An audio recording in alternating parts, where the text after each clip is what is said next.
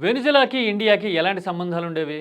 Venezuela నుంచి India ఈ మధ్య కాలంలో కొంటున్న పెట్రోలియం 3-4% కంటే ఉండదు అని లెక్కలు చెప్తూ ఉన్నాయి గానీ, 2 దేశాల మధ్య సాన్నిహిత్యం, సామీప్యత మాత్రం చాలానే ఉంది. ఏంటో తెలుసా?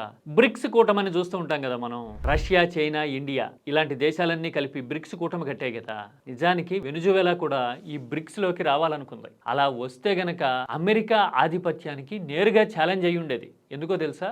ఈ బ్రిక్స్ దేశాల జీడిపి వరల్డ్ జీడిపిలో 40%. అదే వెనిజువేలా కూడా వస్తే పెట్రో రిజర్వ్స్ కూడా 40% బ్రిక్స్ దేశాల్లోనే ఉంటాయి. ఎందుకంటే రష్యాలో పెట్రోలియం ఉంది, వెనిజులా కూడా కలిసిందంటే ఆ మొత్తం దాదాపు 40% అయిపోతుంది వరల్డ్ రిజర్వ్స్ లో. అంటే బ్రిక్స్ సూపర్ పవర్ అయిపోతుంది. అందుకని వెనిజువేలాని ఏదో రకంగా అడ్డుకోవాలి అని పాచిక విసిరింది. కాకపోతే ప్యాథటిక్ సిచ్యువేషన్ ఏంటంటే కమర్షియాలిటీ తప్ప మరో ఆలోచన లేని చైనా ఇప్పుడు వెనిజువేలా విషయంలో నోరెత్తట్లా.